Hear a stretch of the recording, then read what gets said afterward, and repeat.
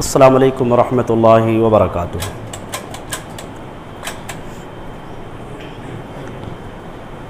ان الحمد للہ نحمده ونستعینه ونستغفره ونؤمن به ونتوکل علیہ ونعوذ باللہ من شرور انفسنا ومن سیئات اعمالنا من يهده الله فلا مضل له ومن يضلله فلا هادي له ونشهد ان لا اله الا الله وحده لا شريك له ونشهد ان محمدا عبده ورسوله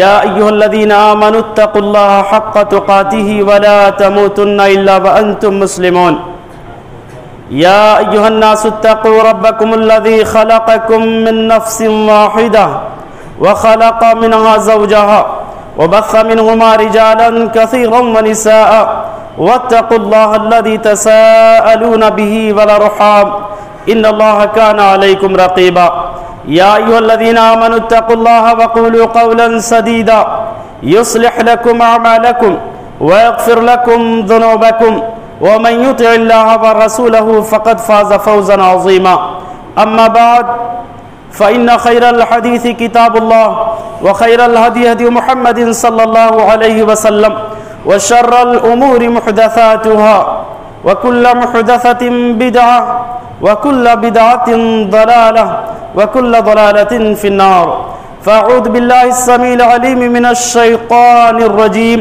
من همزه ونفخه ونفسه لقد كان لكم في رسول الله أسوة حسنة رب اشرح لي صدري ويسر لي أمري واحلل عقدة من لساني يفقه قولي ربي زدني علما سبحانك لا علم لنا إلا ما علمتنا إنك أنت العليم الحكيم۔ معزز حاضرین جمعہ،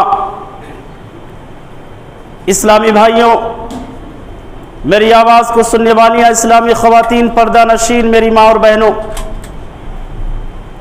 ہر قسم کی حمد و ثنا، بڑائی و بزرگی اللہ عز و جل کے لیے لائق اور سزاوار ہے، جو اس کائنات اور کائنات کل کا مربی و پالنہار ہے۔ بعدہ لا کہاں کروڑہ درود و سلام ہو اللہ کے تمام نبی و رسول پر، خصوصیت کے ساتھ اللہ کے آخری نبی مدنی کریم جناب محمد رسول اللہ صلی اللہ علیہ وسلم پر۔ حضرات، آج کے اس موقع مبارکہ میں میرا موضوع سخن ہے پیارے نبی جناب محمد رسول اللہ صلی اللہ علیہ وسلم کا رمضان۔ رب العالمین سے دعا ہے کہ بار الہ اس کہنے والے کو کہنے سے زیادہ اور سننے والوں کو سننے سے زیادہ عمل و اصلاح کی توفیق عنایت فرما۔ حضرات، رمضان المبارک کا مہینہ ہم سے بالکل قریب ہے، اس کی عظمت، اس کی برکت اور اس مہینے کے اندر نازل ہونے والی جو رحمتیں ہیں، ان تمام نقاط پر، ان تمام مسائل پر غالباً آپ گفتگو سنے ہوں گے۔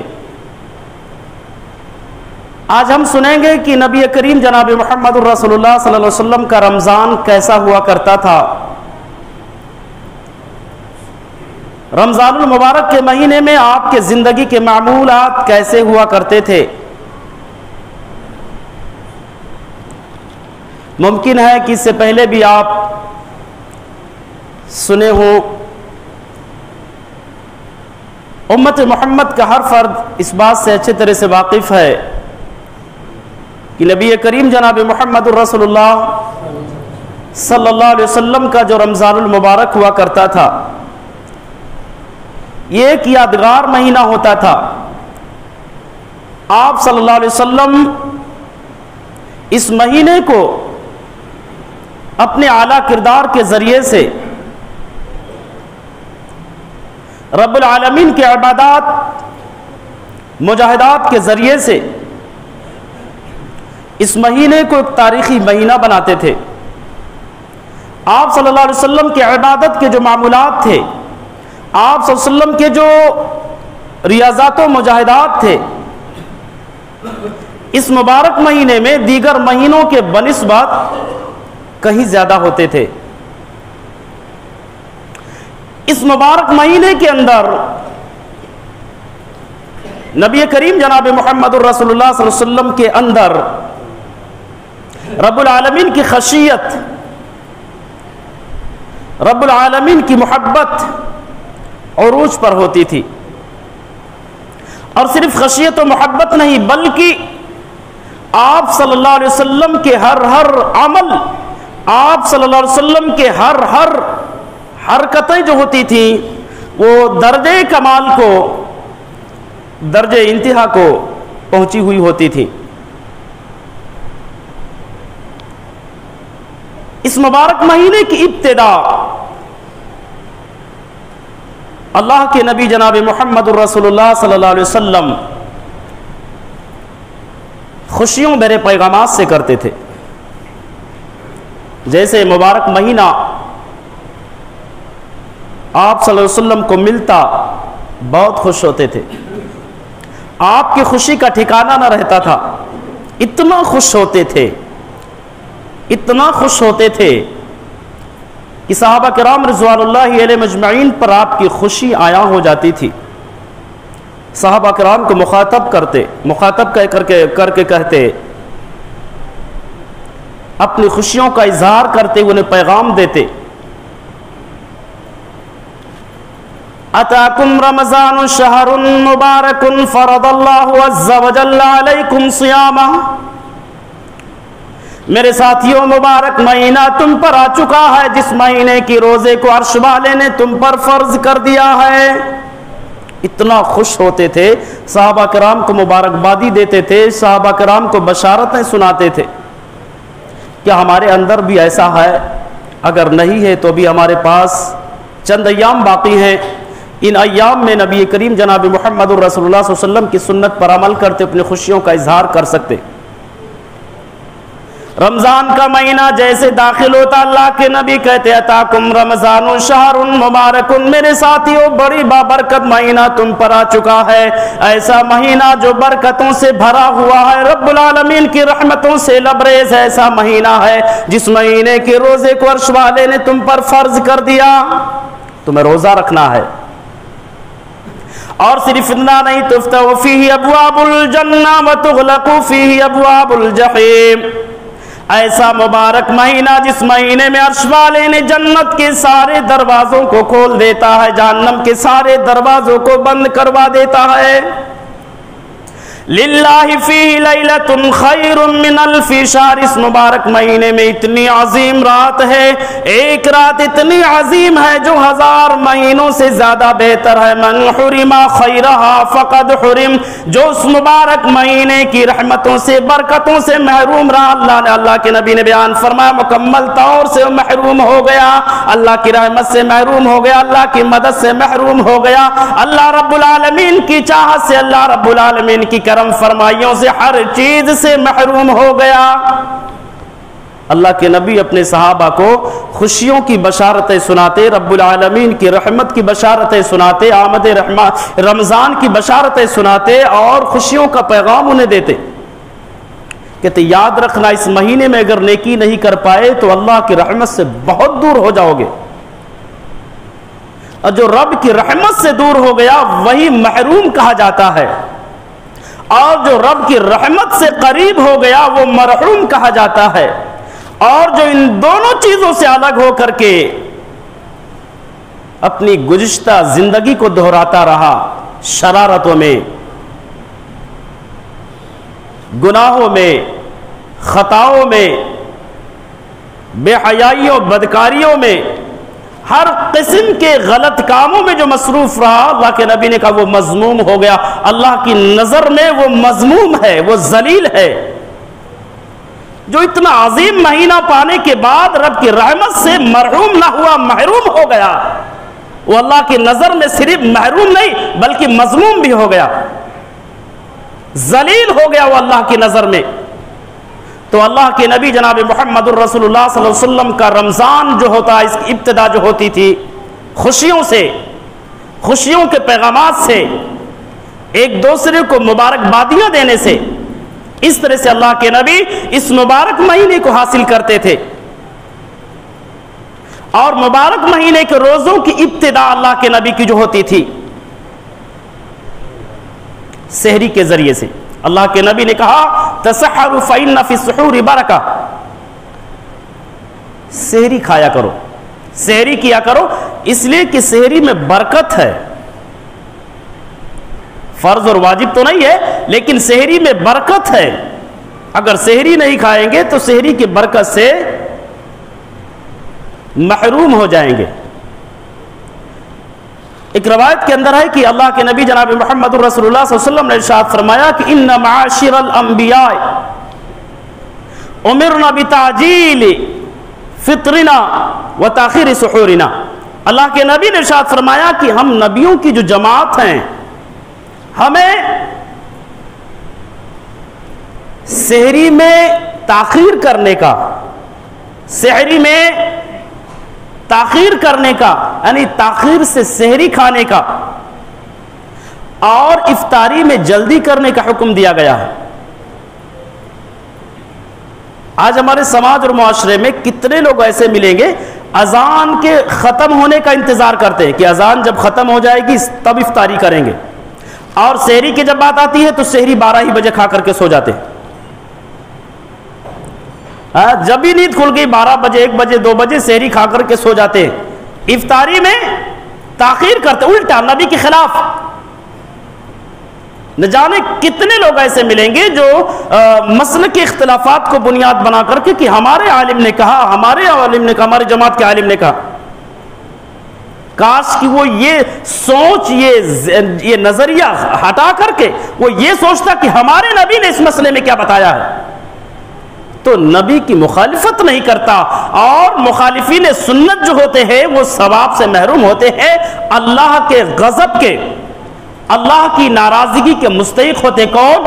جو مخالفین سنت ہوتے ہیں، جو نبی کے سیرت کے خلاف ہوتے ہیں، جو نبی کے طور طریقے کے، نبی کے سنت کے مخالف ہوتے ہیں، وہ ثواب نہیں پا سکتے، چاہے کتنوں زیادہ محنت کریں ان کو ثواب نہیں مل سکتا۔ اللہ کے نبی نے کیا کہا؟ افطاری میں جلدی کرنا، اور یا افطاری میں تاخیر ہو رہی، اذان ختم ہو جائے گی تب کھولیں گے، نہیں تو روزہ خراب ہو جائے گا۔ یاد رکھنا، روزہ خراب تو تم نے نبی کی مخالفت کر کے کر ڈالی ہے، اپنی عبادتوں کا ضیاع نبی کے فرمان کی مخالفت کر کے کی ہے، ثواب نہیں مل سکتی۔ اللہ کے نبی نے کہا اپنی افطاری میں جلدی، کیا نام ہے، جلدی کرو، جتنا جلدی، ادھر سورج غروب ہوا ادھر افطاری کر لینی چاہیے تھی۔ یہ نبی کے روزے تھے۔ اللہ کے نبی نے کہا امرنا بتعجیل فطرنا وتاخیر سحورنا، ہمیں اس بات کا حکم دیا گیا ہے، یعنی رب العالمین نے ہمیں یہ حکم دیا، یہ پیغام دیا ہے کہ جلدی سے افطاری کرنا اور تاخیر کر کے سحری کھانا، 2 بجے 1 بجے نہیں، سحری اس طرح سے کھایا جائے کہ آپ ادھر سحری آپ کا ختم، ادھر اذان فجر جو ہے شروع ہو جائے، ادھر آپ کی سحری ختم، کیا نام ہے، شروع ہو، یا اذان ادھر شروع ہو جائے، ابھی آپ آدھا کھا چکے ہیں، اذان شروع ہوگی، آپ کا روزہ خراب نہیں ہوگا، آپ پیٹ بھر کر کے کھا لو۔ معمول نہیں بنانا کہ اذان ہی کے وقت اٹھو اور اسی وقت کھاؤ، آپ کا سحری ختم اذان شروع، یا آپ سحری کھا رہے ہیں اذان شروع ہو گئی، اس طرح سے سحری میں تاخیر کرنا یہ نبی کی سنت ہے، نبی کی مخالفت نہیں ہے۔ مسئلے کے اختلافات کو لوگ لے کر کے افطاری کا نام ہے تاخیر سے کرتے اور سحری جلدی کرتے، یہ نبی کے خلاف ہے۔ دوبارہ اللہ کے نبی جناب محمد رسول اللہ صلی اللہ علیہ وسلم کے جو روزے ہوتے تھے، روزوں کی جو ابتدا ہوتی تھی، آپ اپنے روزوں کا آغاز سحری سے کرتے تھے۔ آپ کا رمضان تلاوت کلام اللہ سے، قرآن مجید کی تلاوت سے پر ہوا کرتے تھے۔ یہ سارے پلاننگ، یہ سارے شیڈول نبی کریم جناب محمد رسول اللہ صلی اللہ علیہ وسلم رمضان کے آنے سے پہلے ہی بنا لیتے تھے کہ ہمیں رمضان میں ایسے کرنا، پہلا عشرہ جو ہے ہم اس طرح سے گزاریں گے، دوسرا عشرہ اس طرح سے گزاریں گے، تیسرا عشرہ اس طرح سے گزاریں گے، قرآن کی تلاوت ایسے کرنی ہے، صدقات و خیرات اتنا کرنا ہے، لوگوں کی مدد اس طرح سے کرنی ہے، دعائیں اس طرح سے کرنا ہے، توبہ و استغفار اس طرح سے کرنا، یعنی یہ ساری پلاننگ اللہ کے نبی جناب محمد الرسول اللہ صلی اللہ علیہ وسلم اپنے رمضان کے پانے سے پہلے کرتے تھے۔ اور یاد رکھنا، پلان کے بغیر کوئی بھی عمل کامیاب نہیں ہو سکتا۔ ہر عمل کو کامیابی کی منزل تک پہنچانے کے لیے پلان پہلے سے ہونا ضروری ہے، پلان پہلے سے ہونا ضروری ہے۔ روزے کا دیکھو، اگر آپ نے صبح صادق سے پہلے نیت نہیں کی ہے،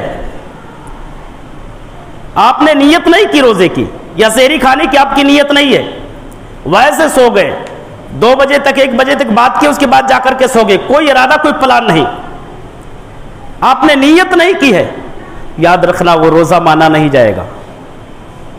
وقت سے پہلے اگر آپ نے نیت نہیں کی ہے تو آپ کا روزہ مانا نہیں جائے گا۔ اگر آپ کا پلان پہلے سے نہیں ہے، اللہ ماشاءاللہ کوئی شرعی عذر موجود ہو کہ ہم نے کیا نام ہم سو گئے، بھول گئے، ہم سے بھول ہو گئی، نیت بھی نہیں کر پائے، کوئی پلان بھی نہیں ہو پایا، اور ادھر کیا نام ہے اذان ہو، فجر کی اذان ہو گئی ہے، اس وقت نیند کھلی ہے، اللہ معاف کرنے والا، آپ روزہ رکھ لیں۔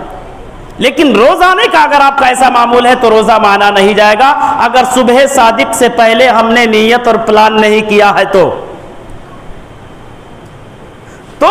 یہ سارے پلاننگ عبادات کے جو پلان ہیں ہمیں پہلے سے پلان کرنا چاہیے۔ اللہ کے نبی جناب محمد الرسول اللہ صلی اللہ علیہ وسلم کے پلان پہلے سے تیار ہوتے تھے۔ اگر پلان پہلے سے تیار نہیں ہوتے تو اپنے صحابہ کرام رضوان اللہ علیہ مجمعین کو رمضان المبارک کی عبادتوں کی، اس کی رحمت اور برکتوں کی بشارت نہیں دیتے کہ رمضان آ چکا ہے، تمہارے اوپر ایسی عبادتیں ہیں، تم پر ایسی ایسی عبادتیں فرض ہے، اس میں ایسی ایسی رحمت رب العالمین کی نازل ہوتی ہے، یہ بشارت اللہ کے نبی پہلے نہیں سناتے۔ یہ بشارت پہلے سنانا آپ کے پہلے پلان کرنے کی طرف اشارہ کرتا کہ اللہ کے نبی جو ہے پہلے سے ارادہ کرتے، پہلے سے پلان بناتے تھے، وقت پر نہیں۔ تو رمضان المبارک کے مہینے میں آپ صلی اللہ علیہ وسلم کی تلاوت عروج پر ہوتی تھی، درجہ کمال کو پہنچی ہوئی ہوتی تھی۔ آپ اندازہ لگا سکتے ہیں کہ عام دنوں میں اللہ کے نبی عام دنوں میں قرآن کی تلاوت اکیلے کرتے تھے، لیکن جب رمضان کا مبارک مہینہ آتا تھا تو اللہ کے نبی قرآن کی تلاوت کس کے ساتھ کرتے تھے؟ حضرت جبریل علیہ السلام کے ساتھ۔ رمضان میں قرآن کی تلاوت اللہ کے نبی جبریل کے ساتھ کرتے تھے، عام دنوں میں تنہا کرتے تھے، رمضان المبارک میں قرآن کی تلاوت، اور یہ ایک دن کا نہیں، ہر رات کا۔ آپ کے رمضان قرآن مقدس کی تلاوت سے پر ہوا کرتے تھے۔ کیا ہم نے پلان کیا ہے کہ انشاءاللہ العظیم آنے والے رمضان میں ہم قرآن کی کچھ سورتیں یاد کر لیں گے؟ اتنا بڑا آپ کا دھارولی بیس، اتنا بڑا، یہاں کم سے کم تو 20 25 30 حافظ اور عالم ہونا چاہیے۔ کتنے ٹیچرز ہیں، انجینئر، ڈاکٹر، بہت سارے ڈپارٹمنٹ میں ہم نے اپنے بچوں کو بھیجا، لیکن ہم عالم بھی بنائے ہم نے کسی بچے کو نہیں، الا ماشاءاللہ۔ وہ کس کی ذمہ داری ہے؟ کون اپنے بچوں کو حافظ بنائے گا، عالم بنائے گا؟ یہ آپ کا دارالبیس قابل تعریف محلہ مانا جاتا تھا اور مانا جاتا ہے۔ یہاں سرمایہ داروں کی کثرت ہے، یہاں اچھے لوگوں کی کثرت ہے، یہ جماعت اہل حدیث کی سب سے پرانی مسجد ہے، اس کے باوجود بھی آپ نے اپنے ممبر سے کبھی یہ پیغام سیکھنے کی کوشش نہیں کیا کہ ہم اور آپ اپنے بچوں کو حافظ قرآن، عالم دین بنا دیں۔ محروم ہے اس چیز سے، اللہ نے سب کچھ نوازا، لیکن حافظ اور عالم سے یہ ہمارا محلہ محروم ہے۔ تو کیا ہم نے پہلے سے اللہ کے نبی کی طرف سے پلان کیا کہ انشاءاللہ العظیم آنے والے رمضان میں قرآن کو صحیح طریقے سے پڑھنا سیکھیں گے، قرآن کی کچھ سورتیں یاد کریں گے؟ اگر پلان نہیں یارو، اللہ کے واسطے ابھی سے پلان کر لو۔ خوش نصیب ہو گیا، اللہ کی قسم خوش نصیب ہوں گے اگر ہمارے ارادے میں، ہماری نیت اور پلان میں یہ ہوگا کہ آنے والے رمضان میں انشاءاللہ العظیم ہم قرآن کی چند سورتیں یاد کریں گے، زبانی یاد کریں گے، قرآن کو جو ہے اس کے قواعد اور ضوابط کے ساتھ، قرآن کو مخارج اور تجوید کے ساتھ انشاءاللہ العظیم پڑھنا سیکھیں گے۔ اللہ کی قسم اگر ہم نے آج سے یہ پلان کر لیا، یاد رکھنا رب العالمین کی مدد سے محروم نہیں ہو سکتے۔ اللہ ضرور بھی ضرور ہمیں اس کار خیر کی توفیق دے گا، اس کی مدد بھی ہمارے ساتھ رہے گی، اور انشاءاللہ العظیم اللہ کے عظیم کلام کو صحیح طریقے سے پڑھنے والے بنیں گے۔ ارادہ کرنے کی ضرورت ہے، اگر ارادے اچھے ہیں، نیت اچھی ہے تو مدد آسمان سے ہوتی ہے۔ اور صرف اللہ کے نبی خود اکیلے نہیں پڑھتے تھے، لوگوں کو بھی پڑھاتے تھے، سکھاتے تھے، لوگوں کو پڑھاتے اور سکھاتے تھے، اکیلے نہیں پڑھتے تھے۔ جو پڑھنا جانتے ہیں وہ دوسرے احباب کو جو پڑھنا نہیں جانتے ان کو پڑھائیں۔ رمضان کے مبارک مہینے پورا مہینہ اللہ کی عبادت کے لیے وقف کر دے۔ اللہ کی قسم مسلمانوں، ابھی ہمیں اس چیز کی سخت ضرورت ہے کہ ہم اپنے رب کو اپنے اکثر اوقات منانے میں صرف کر دیں، اور اس سے زیادہ بہتر موقع ہمارے پاس کوئی ہو نہیں سکتا۔ ہندوستان کے حالات جو ہمیں پیغام دے رہے ہیں، مسلمانوں اگر ابھی نہیں سنبھلے، اگر ابھی تم نے اپنے اندر سچائی اور تقویٰ پیدا نہیں کیا، اللہ رب العالمین کو جو روٹ چکا ہے، منانے میں جو ہے محنت نہیں کی، کوشش نہیں کی، اللہ کی قسم کبھی نہیں منا پاؤ گے۔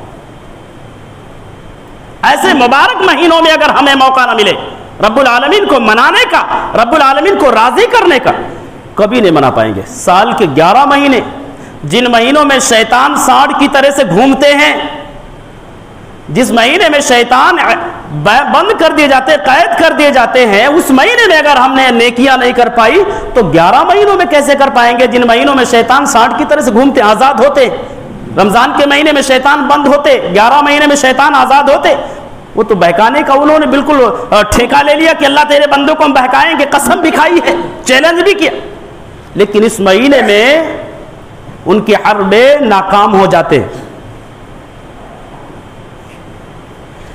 عرش والے نے بیان فرمایا تلو علیہم آیاتہ ویزکیہم ویعلمہم الکتاب والحکمہ، کائنات کے لوگوں ایسا پیغمبر ہم نے تم کو دیا جو اپنے امتیوں کو، لوگوں کو قرآن پڑھ کر کے سناتے تھے، ان کا تزکیہ کرتے، غلطی جہاں بھی کرتے تھے اللہ کے نبی اس کو بتاتے تھے تم نے غلطی کی ہے، غلطی کی، عقیدے کی غلطی ہے۔ اور صرف اتنا نہیں، ہر اعتبار سے اللہ کے نبی انہیں قرآن اور سنت کی باتیں بتاتے تھے، اور اس مبارک مہینے میں آپ کا یہ عمل عروج پر ہوتا تھا۔ عبداللہ ابن عباس رضی اللہ تعالیٰ بیان کرتے ہیں کہ کان رسول اللہ صلی اللہ علیہ وسلم اجود الناس وکان اجود ما یکون فی رمضان حین یلقاہ جبریل وکان یلقاہ فی کل لیلۃ من رمضان فیدارسہ القرآن۔ عبداللہ ابن عباس کہتے ہیں کہ اللہ کے نبی لوگوں میں سب سے زیادہ سخی تھے، اور رمضان المبارک کے مہینے میں جب جبریل امین آپ کے پاس آتے تھے تو آپ کی سخاوت درجہ کمال کو پہنچی ہوئی ہوتی تھی، اور ہر رات حضرت جبریل علیہ السلام آپ کے پاس آتے تھے، اور جب جبریل امین آپ کے پاس آتے تھے اللہ کے نبی آپ کو قرآن کا دور سناتے تھے۔ یہ روز آنے کا معمول تھا۔ تو آپ صلی اللہ علیہ وسلم کا رمضان قرآن مقدسہ کی تلاوت سے لبریز ہوتا تھا۔ آپ اپنے اوقات کو رکامے کاموں میں، رکامے باتوں میں، رکامے چیزوں میں، بیکار کی چیزوں میں، لہو لعب کی چیزوں میں نہیں گزارتے تھے۔ ہمارے نوجوان روزہ بھی رکھتے ہیں، نماز اور تراویح سب پڑھتے ہیں، لیکن جیسے نماز ختم ہو گئی موبائل کھول کر کے شروع کر دیے۔ ایک بہانہ ہے کہ دعا پڑھتے ہیں، پڑھو، موبائل میں حرام نہیں ہے، غلط نہیں، لیکن کبھی کبھی اللہ کے کلام جو مساجد میں رکھے ہیں وہ بھی اٹھا کر کے ہاتھ میں لے لو، کبھی کبھی قرآن سے بھی پڑھنا سیکھ لو۔ قرآن کے جو صحیفے ہمارے مساجد میں وہ بھی لے لیا کرو، موبائل میں پڑھو، حرام نہیں ہے، لیکن قرآن کے جو صحیفے مسجدوں میں ہے اس کو اتنا نظر انداز نہ کر دو کہ یہ قرآن دن قیامت کے اللہ سے شکایت کرے کہ اللہ مجھ پر گرد و غبار پڑے ہوئے تھے لیکن تیرے بندے کبھی بھی میری طرف نہیں دیکھتے تھے۔ ایسا نہ ہو کہ قرآن اللہ سے شکایت کرے۔ تو حضرات اللہ کے نبی جناب محمد الرسول اللہ صلی اللہ علیہ وسلم کا جو رمضان ہوتا تھا قرآن مجید کی تلاوت سے بھرا ہوا ہوتا تھا. انشاءاللہ العظیم ہم امید کرتے چونکہ اللہ نے کہا میرے بندو کائنات کے لوگوں میرے نبی کی سیرت طیبہ میرے نبی کی 63 سالہ زندگی تمہارے لیے آئیڈیل ہے. انشاءاللہ العظیم ہم اپنے نبی کو آئیڈیل بناتے ہوئے سمجھتے ہوئے انشاءاللہ عملی جامہ پہنائیں گے. صرف زبانی نہیں, عملی جامہ کیسے پہنائیں گے؟ کثرت سے قرآن کی تلاوت کر کے, قرآن کثرت سے پڑھ کر کے. اب موبائلوں میں اپنے اوقات کم گزارو, ضرورت کے مطابق موبائل استعمال کرو. موبائل میں اچھی چیزیں بھی ہوتی بری چیزیں بھی ہوتی. ضرورت کے تحت اپنے موبائل یہ آج ہی سے یہ تہیہ کر لو, ارادہ کر لو, مصمم ارادہ کر لو انشاءاللہ العظیم پورے رمضان ہم اپنے موبائل میں نیٹ ہی نہیں ڈلوائیں گے. چونکہ اگر فتنے کی چیز ہے تو ظاہر سی بات ہے فتنے میں ملوث ہوں گے. اس کے لیے قرآن نے کہا ولا تقربوا الزنا, یہ نہیں کہا زنا نہ کرو بلکہ کہا فتنے کے قریب ہی نہ جاؤ. چونکہ فتنہ قریب رہے گا تو کبھی نہ کبھی فتنہ جسم سے ٹچ ہوگا. زنا کے قریب ہی نہ جاؤ, قریب جائیں گے تو کبھی زنا ہوگا. اللہ نے کہا اس کے قریب ہی نہ جاؤ. تو فتنے کو اپنے پاس ہی نہ رکھو. تو اللہ کے نبی جناب محمد الرسول اللہ صلی اللہ علیہ وسلم کا جو رمضان ہوتا تھا قرآن مجید کی تلاوتوں سے پر ہوتا تھا. اور نبی کا رمضان جود و سخا سے دریا دلی سے لبریز ہوتا تھا. کسی بھی مانگنے والے کو اللہ کے نبی جناب محمد الرسول اللہ صلی اللہ علیہ وسلم خالی ہاتھ واپس نہیں کرتے تھے. جب بھی نیکی کا موقع ملتا, صدقہ و خیرات کرنے کا موقع ملتا, اللہ کے نبی جناب محمد الرسول اللہ صلی اللہ علیہ وسلم بہت آگے رہتے تھے. آپ نے بارہا سنا ہوگا, عبداللہ ابن عباس رضی اللہ تعالی عنہ حدیث بیان کرتے ہیں کہ کان رسول اللہ صلی اللہ علیہ وسلم اجود الناس وکان اجود ما یکون فی رمضان حین القاہ جبریل وکان القاہ فی کل لیلۃ من رمضان فیدارسہ القرآن فلرسول اللہ صلی اللہ علیہ وسلم اجود بالخیر من الریح المرسلہ. اللہ کے نبی کی جود و سخا کا یہ عالم تھا کہ راوی حدیث بیان کرتے ہیں کہ رمضان المبارک کے مہینے میں نبی کی جود و سخا, نبی کی دریا دلی جو تیز تند ہواؤں سے بھی زیادہ آگے نکل جاتی تھی. آپ کے جود و سخا کا یہ عالم تھا کہ تیز تند ہواؤں سے زیادہ سخی ہو جاتے تھے, یعنی بہت ہی زیادہ سخاوت کرتے تھے, بہت ہی زیادہ اللہ کے راستے میں صدقہ و خیرات کرتے تھے, اللہ کے راستے میں بہت ہی زیادہ خرچ کرتے تھے, بہت زیادہ. میں امید کرتا ہوں انشاءاللہ العظیم اللہ کے نبی جناب محمد الرسول اللہ صلی اللہ علیہ وسلم کے اس کردار کو, اس سیرت کو عملی جامہ ہم بھی پہنائیں گے انشاءاللہ تعالی. آنے والے رمضان میں کثرت سے اللہ کے راستے میں خرچ کریں گے انشاءاللہ العظیم. ہمارا کوئی غریب پڑوسی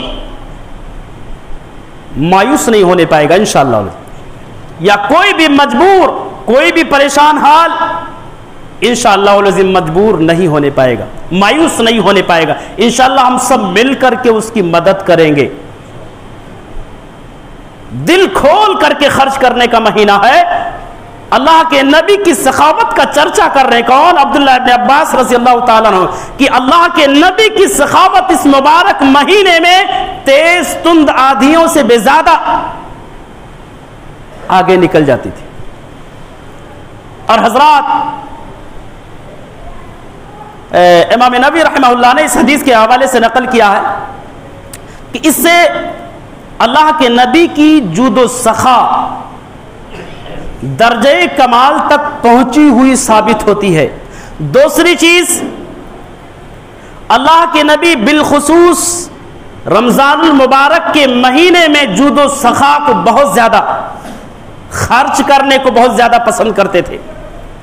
تیسری چیز, نیک لوگوں کی پہچان ہوتی ہے جب ان کے پاس کوئی نیک آتا ہے تو دل کھول کر کے خرچ کرتے ہیں, اس کی مہمان نوازی میں, اس کی ضیافت میں بالکل کمی نہیں کرتے. بخل سے کام نہیں لیتے, بلکہ دل کھول کر کے. نیک لوگوں کی پہچان ہے کہ جب ان کے پاس کوئی نیک آدمی آتا تو دل کھول کر کے خرچ کرتے.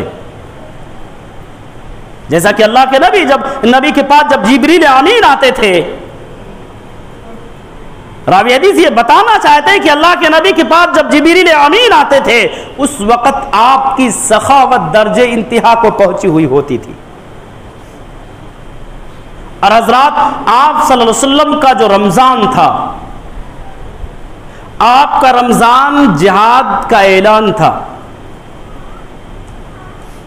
صرف روزہ ہی نہیں رکھتے تھے، صرف قرآن ہی نہیں پڑھتے تھے، بلکہ آپ صلی اللہ علیہ وسلم اپنے رمضان کو جہاد سے بھر دیا.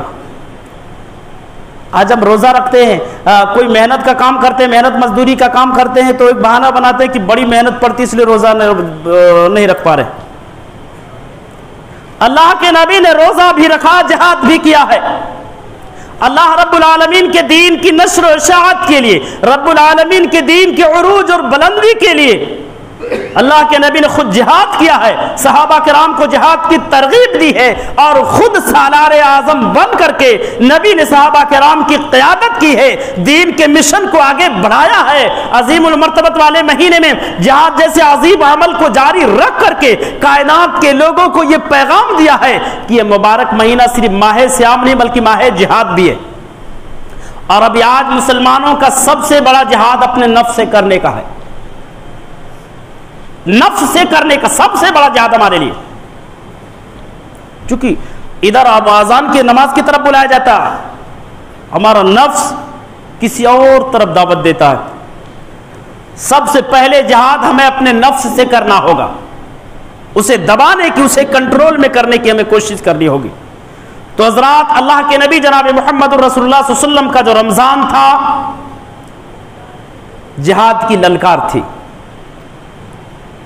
اور صرف جہاد کی للکار نہیں بلکہ آپ صلی اللہ علیہ وسلم نے اس مبارک مہینے میں لوگوں کا تزکیہ بھی کیا، لوگوں کی تطہیر بھی کی. شرک اور بت پرستی سے جزیرۃ العرب کو اس مبارک مہینے میں پاک اور صاف بھی کیا. اسی مبارک مہینے میں مکہ المکرمہ فتح کرنے کے بعد آپ جانتے ہیں کہ اسلام اور کفر کا پہلا معرکہ غزوہ بدر رمضان المبارک میں پیش آیا. دوسرا عظیم معرکہ غزوہ فتح مکہ رمضان المبارک میں پیش آیا. مکہ المکرمہ فتح کرنے کے بعد اللہ کے نبی جناب محمد رسول اللہ صلی اللہ علیہ وسلم نے خانہ کعبہ کے اندر اس کے اطراف و اکنام میں جو بھی بت رکھے ہوئے تھے اللہ کے نبی نے ان تمام بتوں کا خاتمہ کیا.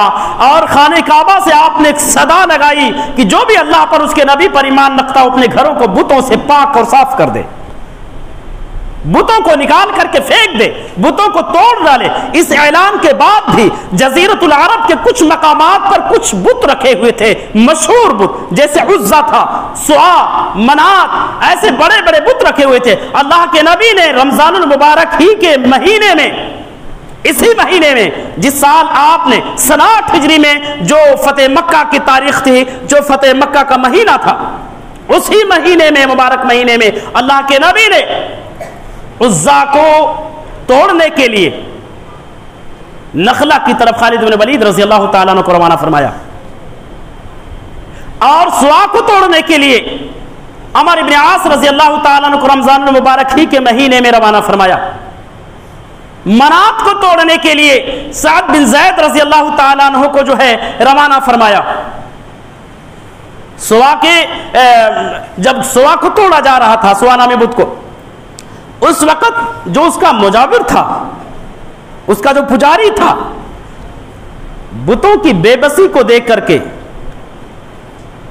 اسلام قبول کر لیا کہ جب اس کے اندر اتنی طاقت نہیں سے توڑا جا رہا ہے، اسے مٹانے کے لیے لوگ یہاں موجود ہیں، اپنی حفاظت نہیں کر پا رہا ہے تو ہماری حفاظت کیا کرے گا. فوراً وہ سوا کا پجاری کلمہ پڑھ کر کے مسلمان ہو گیا. تو حضرات یہ مبارک مہینہ ماہ صیام بھی ہے، ماہ جہاد بھی ہے، اور یہ مبارک مہینہ نبی کی کردار ہمیں پیغام دیتا ہے کہ مبارک مہینہ ماہ تطہیر اور تزکیہ بھی ہے. شرک اور بت پرستی سے پاکی اور اس کی صفائی کا مہینہ یہ ہے. ان غلاظتوں سے بچنے اور دور رہنے کا یہ مہینہ ہے. اور حضرات اللہ کے نبی جناب محمد رسول اللہ صلی اللہ علیہ وسلم کا جو رمضان تھا توبہ و استغفار سے لبریز ہوتا تھا. کثرت سے اللہ کے نبی توبہ کرتے تھے. ابو ہریرہ رضی اللہ تعالیٰ بیان کرتے ہیں کہ سمعت رسول اللہ صلی اللہ علیہ وسلم یقول واللہ انی لا استغفر اللہ واتوب الیہ فی اليوم اکثر من 70 مرہ. اللہ کی قسم ایک دن میں 70 مرتبہ اللہ سے توبہ کرتا ہوں. کتنے مرتبہ؟ 70 مرتبہ. جبکہ وہ معصوم عن الخطا تھے. اس کے باوجود بھی عرش والے نے کہا کہ اے پیغمبر اپنے لیے بھی استغفار کیجئے اور مومن مرد مومن عورتوں کے لیے بھی استغفار کیجئے. اللہ کے نبی کو جب استغفار کا پیغام ملتا ہے ایک ایک دن میں 70 مرتبہ. دوسری مسلم کی روایت کے اندر ہے کہ ایک دن میں 100 مرتبہ میں اللہ سے توبہ کرتا ہوں, اللہ سے کی طرف رجوع کرتا ہوں. 100 مرتبہ. اب نے کتنی مرتبہ اللہ کی طرف توبہ کیا, اللہ سے توبہ کیا اور اللہ کی طرف رجوع کیا. اگر نہیں کر رہے ہیں مسلمانوں, ہمیں اور آپ کو نبی کائنات جناب محمد رسول اللہ صلی اللہ علیہ وسلم کی سیرت طیبہ سے پیغام لینے کی اور اس کو عملی جامہ پہنانے کی ضرورت ہے. انشاءاللہ العظیم ہم بھی آج یہ وعدہ کرتے ہیں, چونکہ آج جمعہ کا دن جو ہوتا ہے آپ جانتے ہیں ہم مسلمانوں کے لیے عید کا دن ہوتا ہے, یہ دنوں کا سردار ہوتا ہے. اور اس جمعے کے بعد ہمارے پاس جمعہ رمضان کے مہینے میں جمعہ ملے گا. لہٰذا مبارک گھڑی میں انشاءاللہ العظیم ہم اور آپ یہ وعدہ کرتے ہیں کہ انشاءاللہ تعالی ہم بھی کثرت سے توبہ استغفار کریں گے انشاءاللہ العظیم. کثرت سے اللہ رب العالمین کی طرف رجوع کریں گے. اور حضرات, اللہ کے نبی کا رمضان قیام اللیل کے ساتھ ہوتا تھا. قیام اللیل کے ساتھ عائشہ بیان کرتی ہیں, دیکھو اللہ کے نبی کی رمضان دیگر ایام دیگر مہینوں کی جو نمازیں ہوتی تھیں اس سے کہیں زیادہ رمضان المبارک کی جو نمازیں ہوتی اس سے کہیں زیادہ لمبی ہوتی تھی. اب عائشہ بیان کرتی ہے کہ اللہ کے نبی اتنا لمبا قیام کرتے تھے رمضان المبارک کے مہینے میں.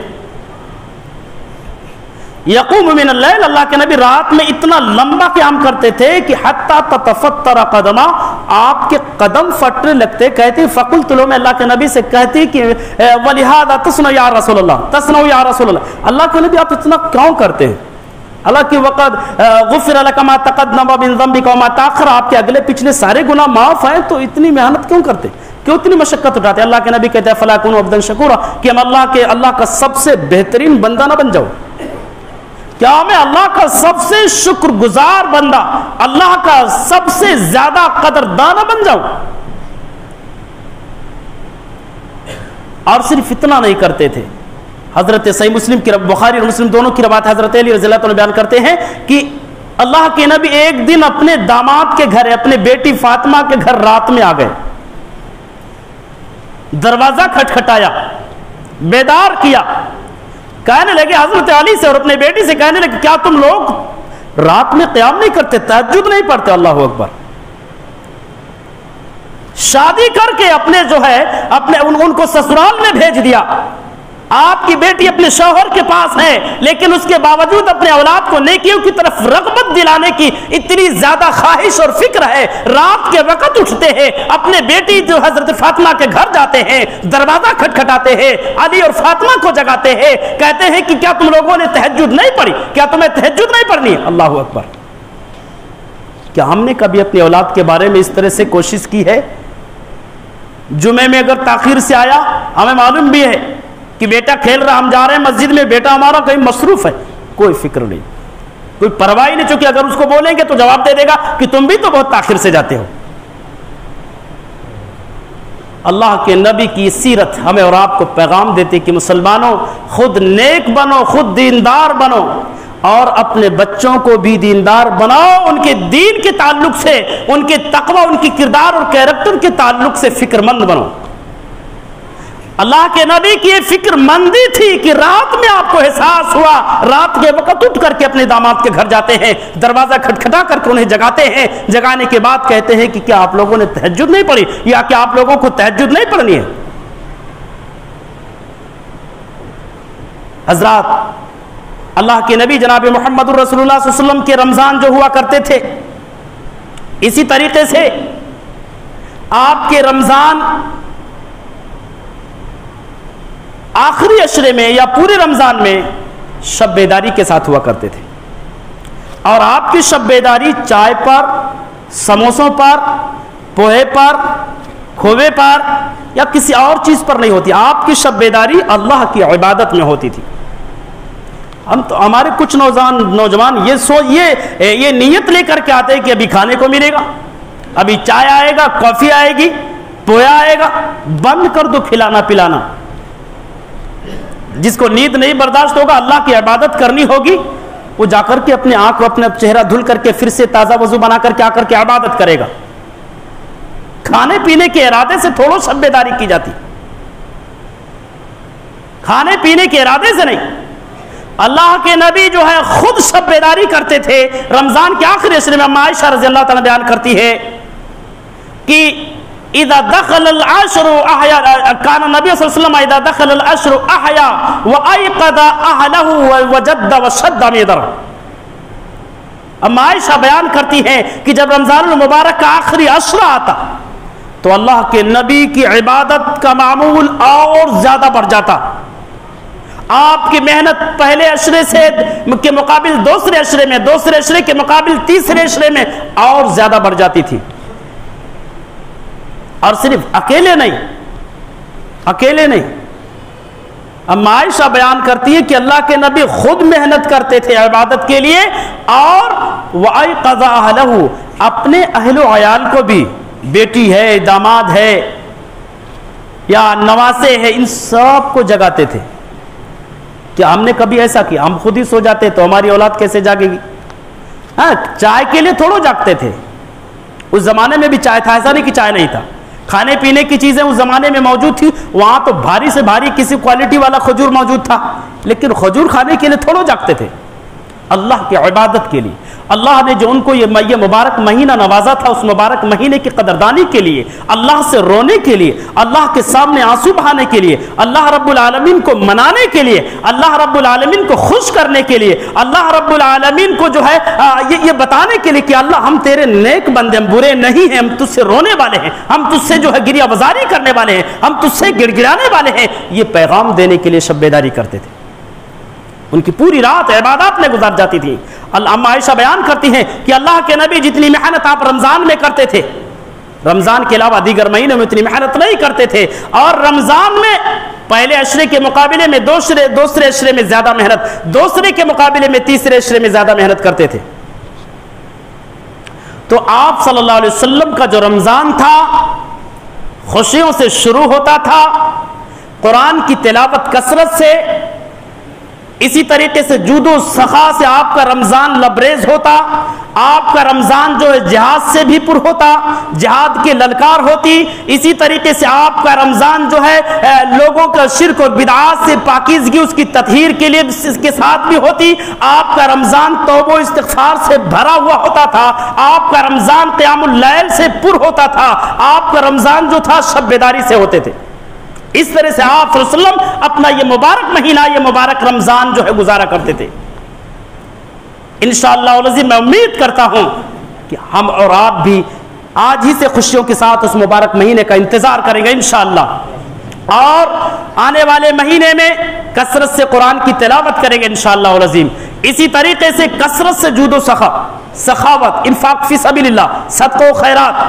اب انشاءاللہ تعالی آج ہی دیکھیں گے کہ ہمارے اندر جود و سخا کتنی زیادہ ہے، اور میں امید کرتا ہوں انشاءاللہ العظیم بھرپور ہم اور آپ ثبوت دیں گے. ہم اور آپ اللہ کے نبی کی اس سنت کو زندہ کرتے ہوئے، اللہ کے نبی کے اس کردار کو عملی جامہ پہناتے ہوئے اپنے اندر کی جود و سخا کا ثبوت دیں گے. آپ کی یہاں پر کیا نام ہے، گاندھی میدان میں جو دارالعلوم بیس کے یہاں کا جو پلاٹ تھا، وہاں پر ایک تعمیر ہوا، ایک مکان، ایک بلڈنگ بنی ہے، اور الحمدللہ وہ بلڈنگ جو ہے پائے تکمیل تک پہنچنے والی ہے. اس میں آپ کے تعاون کی ضرورت ہے. آپ کے تعاون کے بغیر وہ مکمل کام نہیں ہو سکتا. الحمدللہ ہم تو سن 2012 سے آئے، ابھی تک ہم نے آپ کے بہت سارے انفاق دیکھے ہیں، بہت ساری سخاوتیں دیکھی ہیں. باہر سے پورے ہندوستان سے، ہمارے آنے سے پہلے شاید کم آتے تھے، اب تو دن بدن سفرا حضرات چندہ کرنے والے دن بدن آپ کے اکاؤنٹ میں. خوش نصیب ہے یہ بہت آؤٹ آف ہیں یہ لوگ، یعنی بہت زیادہ مطلب لائن پر آپ نہیں، بہت زیادہ دور اندر ہونے کے باوجود بھی لوگ اتنا چرچے میں آپ ہیں، اتنی شہرت آپ کی ہے، پورے ہندوستان میں آپ جانے جاتے ہیں اکاؤنٹ. اتنا اندر ہونے کے باوجود بھی آپ پورے ہندوستان میں جانے جاتے ہیں کہ الحمدللہ آکوٹ کے مسلمان جماعت اہل حدیث بہت زیادہ خرچ کرتے ہیں اللہ کے راستے میں. وہی ثبوت آج اپنے اس اللہ کے گھر کے جو ہے جو اس کی پراپرٹی میں جو کیا نام مکان تعمیر ہو رہا ہے اس کی تکمیل میں انشاءاللہ العظیم ہم اور خرچ کرنے کا ثبوت دیں گے انشاءاللہ العظیم. تو حضرات اللہ کے نبی جناب محمد الرسول اللہ صلی اللہ علیہ وسلم کا جو رمضان ہوتا تھا، آپ کے رمضان کا اختتام اعتکاف پر ہوتا تھا. کس چیز پر؟ اعتکاف پر. اما عائشہ رضی اللہ تعالیٰ عنہ بیان کرتی ہے کہ ان النبی صلی اللہ علیہ وسلم کان یعتکف فی رمضان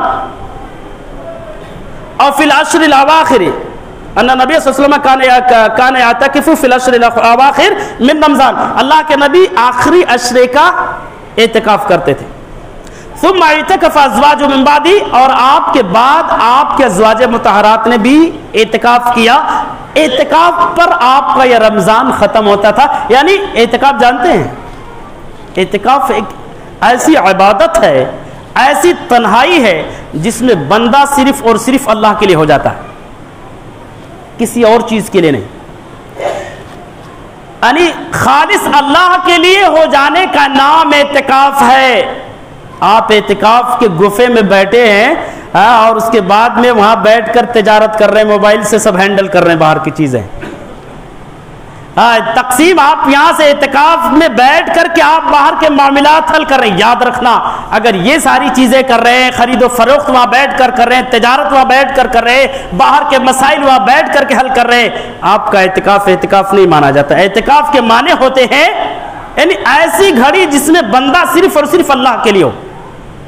اپنے یعنی اس زندگی کو بحال کرنے کے لیے، زندگی کو بچانے کے لیے ہی ایسی ضرورت کی جو چیزیں ہمیں محسوس ہو رہی ہے جس سے زندگی باقی رہ سکے، بچ سکے، انہی ضرورت کی چیزوں کے لیے آپ باہر نکل سکتے ہیں. ایسا تھوڑو کہ باہر نکلے افطاری کر کے باہر نکلے 4-6 لوگ کیا نام ہے معتکف ہیں، اعتکاف میں گاہ میں بیٹھے وہ چاروں لوگ نکلے اور باہر بیٹھ کر کے اپنا پیٹ سلا رہے ہیں اور مزے کی باتیں کر رہے ہیں. کتنا پڑھے تم نے کتنا پڑھے، تم نے کیا کیا، تم نے یہ ساری چیزیں ڈیٹیل اور تفصیل لینے کے لیے تھوڑے ہوتے کام میں بیٹھے. کسی سے کوئی دنیاوی گفتگو نہیں، کوئی ڈسکس نہیں، کوئی تفصیل نہیں، کچھ بھی نہیں. اللہ کی عبادت، کھائے پیے عبادت میں شروع ہو جاؤ. اس باڈی کو تھوڑا راحت اور سکون پہنچانے کے لیے اگر چلنے کی ضرورت ہے، تھوڑا بغیر کسی گفتگو کے، بغیر کسی بات کے ہوئے، چونکہ بات کرنے کی ضرورت نہیں، رکاویں باتیں ہوتی ہیں، آپ نکل کر کے تھوڑا مسجد ہی میں اپنے اعتکاف گاہ سے نکلیے، تھوڑا چل لیجئے تاکہ جو کھانا کھائے وہ ہضم ہو جائے. اس کی گنجائش ہے. لیکن رکاویں باتیں کرنے کے لیے، میٹنگ کرنے کے لیے تھوڑو کیا نام ہے، آپ اعتکاف میں بیٹھے وہاں سے نکلو میٹنگ اٹینڈ کر لو، اعتکاف نہیں مانا جائے. تو اب عائشہ بیان کرتی ہیں کہ اللہ کے نبی کے رمضان کا اختتام جو ہے اعتکاف سے ہوتا تھا. اور اعتکاف کہتے ہیں بندہ اپنے آپ کو اللہ کے لیے وقف کر دے. ایسی گھڑیاں جس گھڑی میں بندے نے اپنے آپ کو صرف اللہ کے لیے خاص کر دیا، اس کو اعتکاف کہتے ہیں. اگر رکامے کامے کر رہے، یاد رکھنا اللہ کے واسطے اس اعتکاف کا کوئی فائدہ نہیں ہوگا. شہرت مل جائے گی کہ آپ اعتکاف میں بیٹھے تھے، لیکن اللہ کی نظر میں آپ کے اس اعتکاف کی کوئی مقبولیت نہیں ہوگی، اللہ کی نظر میں کوئی معنی نہیں ہوگا. اس لیے اللہ رب العالمین اگر ہمیں اور آپ کو نبی کے اس کردار کو زندہ کرنے کے لیے عملی جامہ پہنانے کی اگر توفیق دے، اللہ کے واسطے بغیر کسی گفتگو اور رکامے باتوں کے، بغیر کسی رکامے کاموں کے، ہم اعتکاف گاہ میں بیٹھ کر کے صرف اور صرف اپنے اکثر اوقات اللہ کی عبادت میں گزارے، قرآن کی تلاوت میں، توبہ استغفار میں، ذکر الہی میں، ان تمام عبادات میں اپنے اعتکاف کے ایام اور گھڑیاں گزارے، فالتو رکامے کاموں کے لیے نہیں. ہماری ماں اور بہنیں اعتکاف میں بیٹھتی ہیں، عید والی رات جب ہوتی ہے کہ کل عید ہے، اس سے پہلے ایک رات جو ہے ان کی پوری رات میک اپ میں گزر جاتی ہے، مہندی لگانے میں، لگوانے میں. جو خاتون جو ہے مہندی لگانا جانتی ہے دوسرے کے اعتکاف گاہ میں جا کر کے لگاتی ہے، اور جو لگانا نہیں جانتی دوسرے کے اعتکاف گاہ میں جا کر کے لگواتی ہے، یا اسپیشل باہر سے بلایا جاتا ہے. نعوذ باللہ، یہ ہمارے اعتکاف کی جتنی عبادتیں تمام عبادات پر پانی پھیر دے گا، بیکار ہو جائیں گی. تو ام عائشہ بیان کرتی ہیں کہ اللہ کے نبی کے رمضان کا اختتام جو ہوتا تھا اعتکاف پر ہوتا تھا. اور جس سال آپ صلی اللہ علیہ وسلم کی وفات ہوئی، آپ صلی اللہ علیہ وسلم نے اس سال 20 دنوں کا اعتکاف کیا. میں امید کرتا ہوں انشاءاللہ العظیم کہ ہم اور آپ پیارے نبی جناب محمد الرسول اللہ صلی اللہ علیہ وسلم کے رمضان سے ملنے والے پیغام کو عملی جامہ پہنانے کی کوشش کریں گے انشاءاللہ. اور ہم دعا بھی کرتے ہیں کہ بار الہ ہم تمام مسلمانوں کو نبی کریم جناب محمد الرسول اللہ صلی اللہ علیہ وسلم کی طرح سے رمضان المبارک کو ہر قسم کی عبادتوں کے ساتھ گزارنے کی توفیق عنایت فرمائے. اللہ ہم تمام مسلمانوں کو بالخصوص سیرت طیبہ پر عمل کرنے کی توفیق عنایت فرمائے. آمین. بارک اللہ لنا ولکم فی القرآن العظیم ونفعنی وإياکم بالآیات والذکر الحکیم. اللہ تعالی جواد کریم ملک بر رؤوف رحیم.